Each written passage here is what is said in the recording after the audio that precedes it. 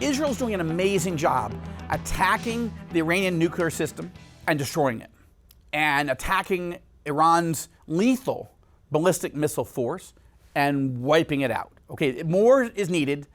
I get that. And it's going to be painful and it's going to be messy. But the larger question that I'm interested in, and I think many of you are interested in, is where are we prophetically? How do we understand what's happening right now in light of Bible prophecy? Now, you have to understand several things about this, okay? There isn't a specific Bible prophecy that says Israel is going to attack Iran and destroy their nuclear program and their missile program in the last days. There's no prophecy like that, okay? So let's be clear, okay? And don't let anyone tell you that there is. There isn't, okay? But there are prophecies in the Bible that are important. Now, first I want to rule out what we're not dealing with. There are prophecies, of course, that deal with all of the entire world, all the nations of the earth, all the leaders of the world attacking, surrounding, and coming against Israel and the Jewish people in the final days of history, in the last days of history. Okay, we see that in Isaiah, we see that in Jeremiah, we see that in Ezekiel, we see that in Daniel, we see that in the book of Revelation, Zechariah.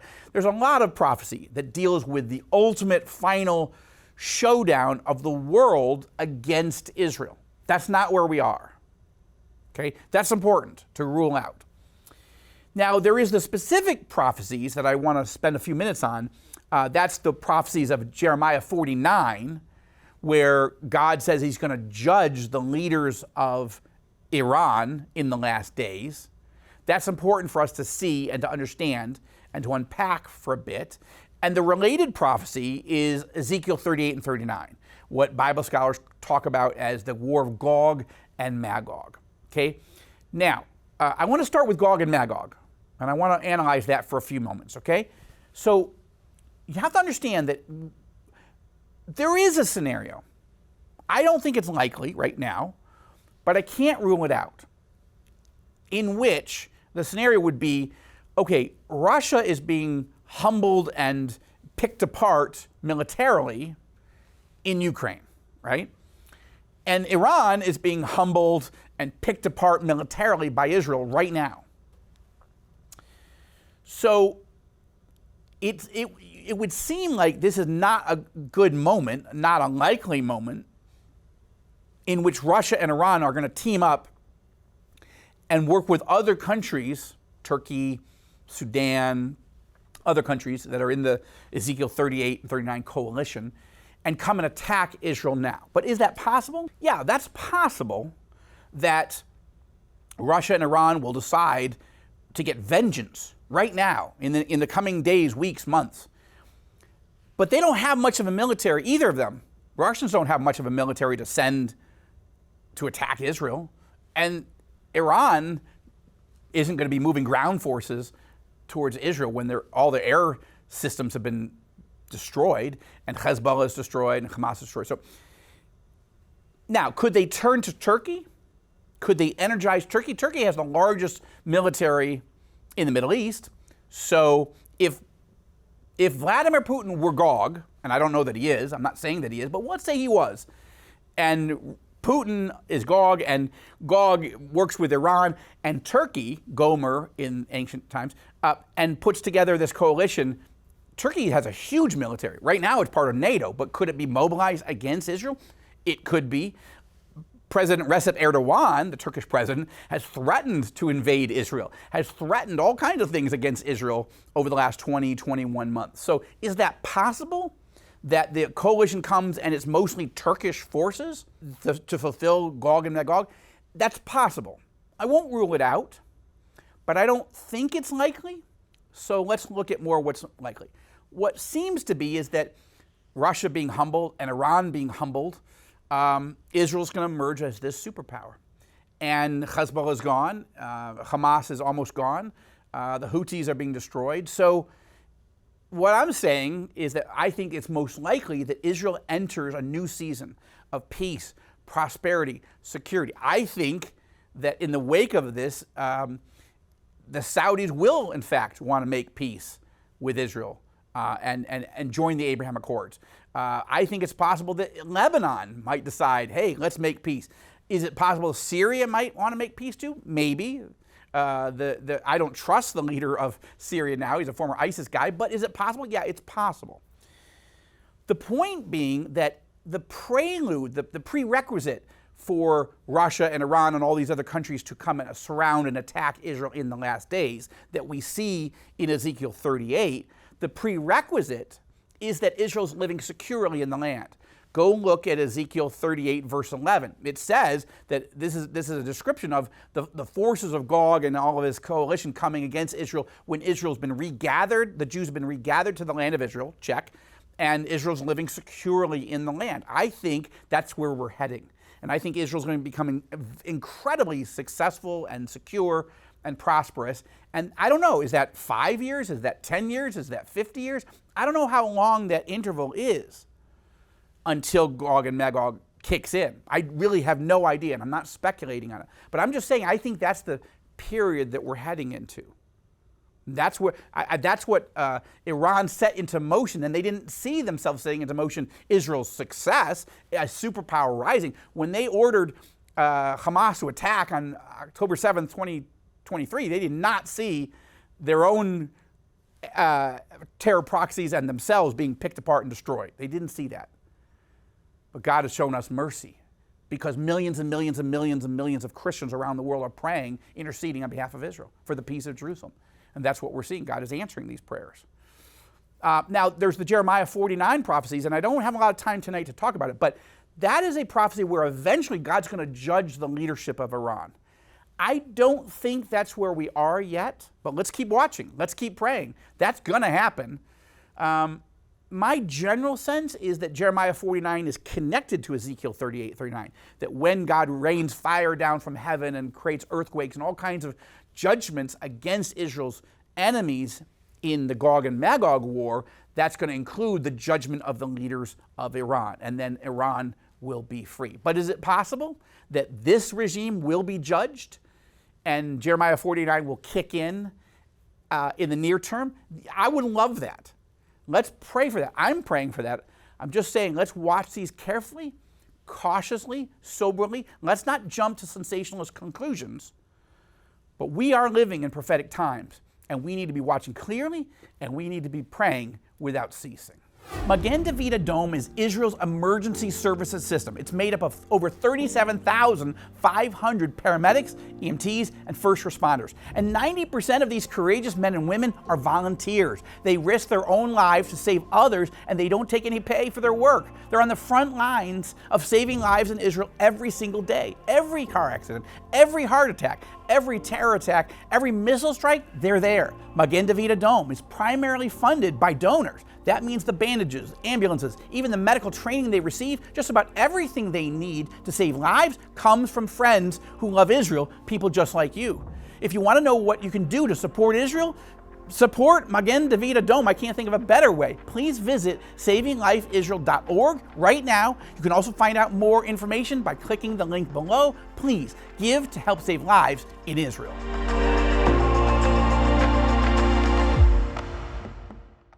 When the shooting stops and the smoke clears, Israel will emerge as the sole superpower in the Middle East. This is a good thing. This is a very good thing. And you need to understand this. The world's 600 million evangelical Christians, including the 60 million evangelicals in the United States, should be cheering and praying without ceasing, because Israel has begun to destroy the Iranian regime's capacity to annihilate the Jewish state and attack and destroy the United States and our European allies and our Arab allies. This is important. We are winning. And when this smoke clears, I'm telling you, Israel is going to be seen as the sole superpower in the region. Good evening and welcome to the Rosenberg Report. We're at war with Iran. We have been for the last 21 months in Lebanon, in Gaza, in Yemen, right? We've been dealing with Iran's proxies, but we are now head-to-head, mano-a-mano, at war with the Iranian regime. And they are losing, and Israel is winning. And I want to walk you through what it means, what we're seeing, and what are the implications. Let me be clear, no one wants war. But the Bible tells us that there is a time for war, and a time for peace, right? We read this in Ecclesiastes chapter 3, verse 8. President Donald Trump gave Tehran a peaceful path, right? They rejected it. Trump gave Tehran 60 days, beginning on April 12th, to negotiate a good, robust, and verifiable nuclear deal to give up their nuclear weapons program in return for the United States lifting all the crushing, crippling economic sanctions on them. Or, if Iran wouldn't make a good deal in 60 days, starting April 12th, Trump said they would face war. But the terror masters in Tehran refused to negotiate in good faith. So, on day 61, day 60 after April 12th was Wednesday, June 11th. Thursday, June 12th, day 61, Trump, it's clear now, gave Prime Minister Netanyahu the green light. Trump basically said to Netanyahu, I gave them 60 days. They rejected a deal. In fact, Supreme Leader of Iran, Ali Khamenei, said just a few days ago, he fully rejected all the Trump offers. And so on day 61, Trump gave Bibi the green light. And on day 62, in the wee hours of Friday morning, June 13th, Israel attacked. Now look, this is Prime Minister Benjamin Bibi Netanyahu's defining moment. For years, certainly as long as I've known him, I first met Bibi Netanyahu 25 years ago, in September of 2000.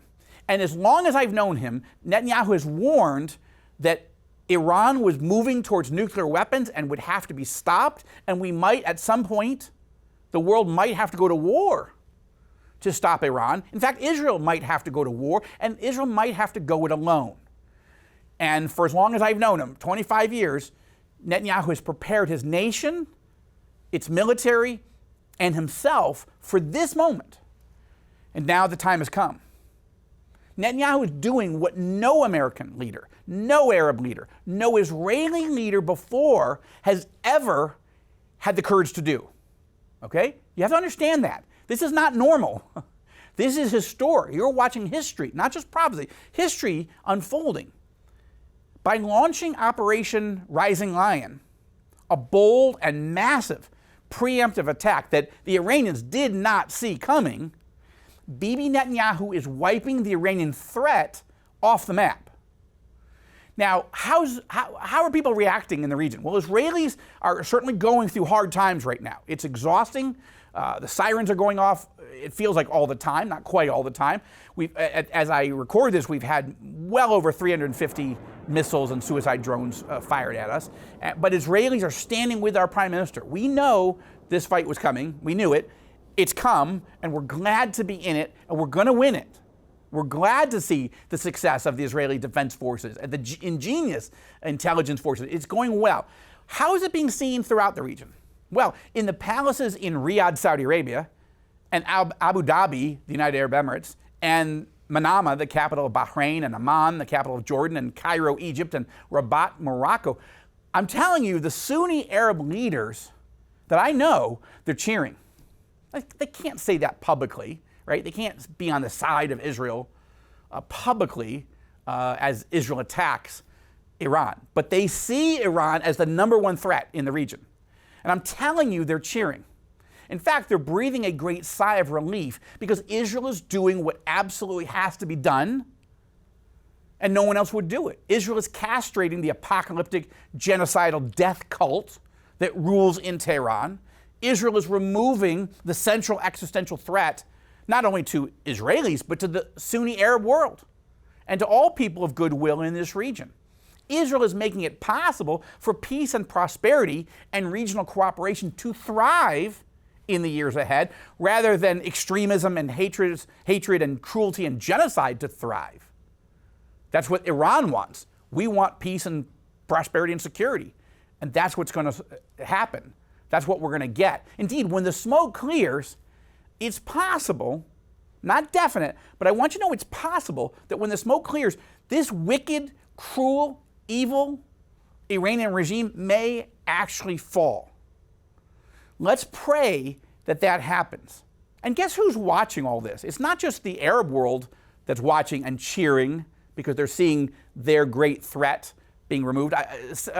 Crown Prince of Saudi Arabia, Mohammed bin Salman, told me personally several years ago when I was with him, he told me that he regards the supreme leader of Iran as the new Hitler. You think he's not happy that the new Hitler is having all his nuclear technology and ballistic missiles being destroyed by Israel right now? Of course he's happy. But guess who else is watching and who else is in shock? They're not cheering. These are the despots in communist China, in Moscow, in Pyongyang. Look, the Chinese, the Russians, the North Koreans, they never believed that Bibi Netanyahu would really attack their number one ally in the Middle East. Now consider how miraculously successful Israel's operation has been so far. In just the first few days, the first week really, it's been a week now in this operation, the IDF has decapitated Iran's entire military leadership, killing at least 20 senior officers, including the chief of staff of the entire Iranian military and the commander of the Iranian Revolutionary Guards Corps. Those guys did not see this coming, and they were all taken out. And those are the two top guys, and then 18 more under them. What's more, in this first week, Israel has assassinated 9 of Iran's top nuclear scientists and engineers. Israel has begun destroying all of the major Iranian nuclear installations and many of the minor ones also. Now, Israel doesn't have 30,000-pound bunker buster bombs that the United States has, so we have to keep hitting wave after wave after wave of Israeli aircraft flying into Iran and attacking, but that's what we're doing. We've taken out all of Iran's air defense systems, okay? That's huge. And that means we have complete air superiority over Iranian skies. And so we're attacking those nuclear facilities again and again and again to destroy it. Israel is also, in this first week, destroyed much of Iran's ballistic missile forces. Okay? As of Monday, Israel had destroyed 1/3 of the ballistic missile forces so far, and I believe we're getting closer to 2/3 as the week has progressed, although we haven't gotten an official update yet. Israel has originally shot down all of the 100 suicide drones that Iran fired at Israel in its first retaliatory attack in the wee hours of Friday morning. And so far, we're seeing about between 85 and 95% of Iranian missiles are being shot down by Israel, and some by the United States, in fact, some by Jordan, in fact. But what's been super successful in this first week is Israel is shooting most of these missiles down. You can't have 100%. We're not at the stage of technology where you can have 100% guarantee that every missile coming in or every suicide drone coming in will be shot down. And that's why Israel has sustained a lot of damage, okay, a lot of deaths, a lot of destruction, a lot of people being wounded, mainly in Tel Aviv and other metropolitan areas. So that's a concern. But more accomplishments. Israel has injected tremendous fear and trembling in Iran's political and religious leadership, including the aging and infirm supreme leader Ali Khamenei himself. Israel has energized and exhilarated the Iranian opposition, okay, who've been praying and working and hoping for the moment when anyone would punish this cruel and wicked regime that had oppressed and suffocated them for nearly half a century. They are electrified that Israel has come to the rescue. And I want you to understand this. The Middle East is being changed forever. I'm not saying it won't keep being messy. It's messy. It's painful. It's exhausting.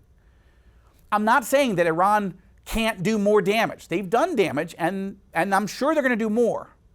As I say, some of their missiles have gotten through our air defenses and have had direct hits on our cities, killing Israelis, injuring hundreds, and more pain is likely.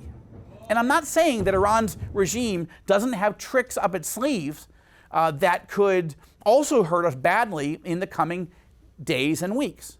They may very well unleash suicide bombers and terror cells throughout Europe, throughout the United States, throughout Canada, and around the world to kill Jews, to kill Christians, to kill Israelis, and to kill Americans and Europeans and others.